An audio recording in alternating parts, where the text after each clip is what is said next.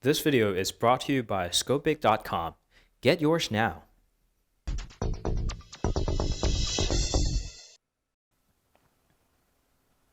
Hey guys, welcome back. This is Phil from underKG.com, and what we have here is a Gear S3 Frontier. The Gear S2 used to come with the vanilla version and the S2 Classic. Now the S3 is coming with the Classic and Frontier. The Frontier is a new lineup from the Samsung's new smartwatches, and they're more of a rugged, outdoor, military grade-ish kind of watch. So here we have it. It comes in one color, but you can always change the band as it employs the standard 22mm strap, and here this is what it looks like. So here we have the watch itself, and here is a charging cradle there, along with the little tab that you can just throw away as the icon there suggests you to.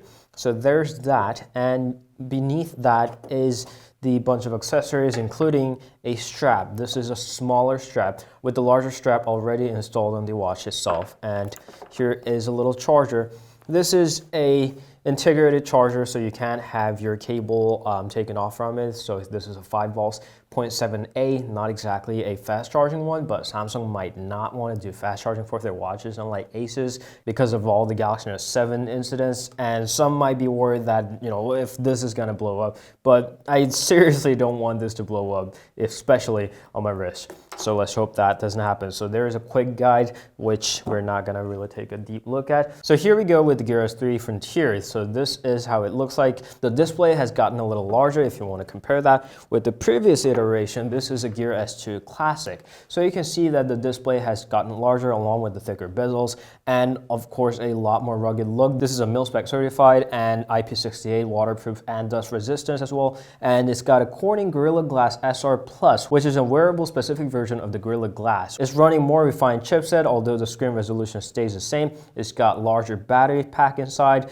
Now it supports MST Samsung Pay, so you can use this to make payments at virtually any store. Since it's a smartwatch, you will need to get this connected to your phone. So let's do that right here.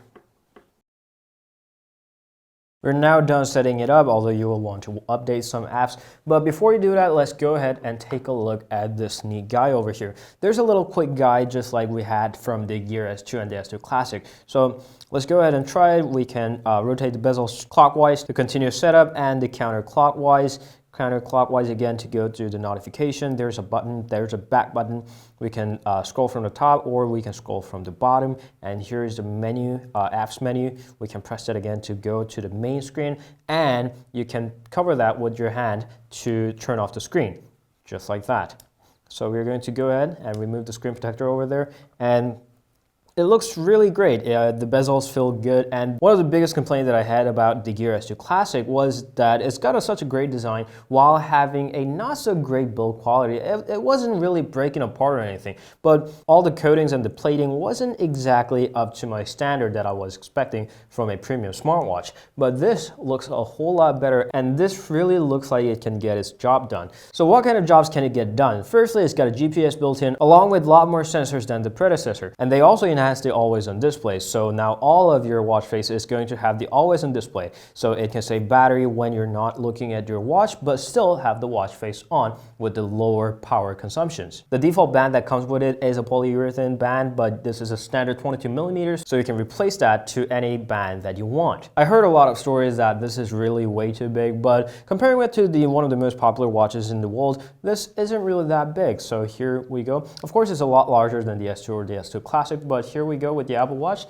and here's the thickness and to the side. All right, so let's go ahead and put it on to my wrist. And this is how it looks like. With the updates of the Tizen, there is a lot more features. You can just scribe on the screen and it's going to recognize it. You can write, draw on the screen, and there's a little teeny tiny keyboard, and you can just scroll. Just like the previous Gears, it's got a speaker and microphone built in. There's also an LT version coming in. All that stuff, all that cool neat stuff is also built in to the watch. So we'll go ahead and try to use it in real life and tell you how it is in our upcoming review. Till then, you can meet us on Instagram, Facebook, Twitter, and Google+, and we'll see you guys later. Don't forget to subscribe. Ciao.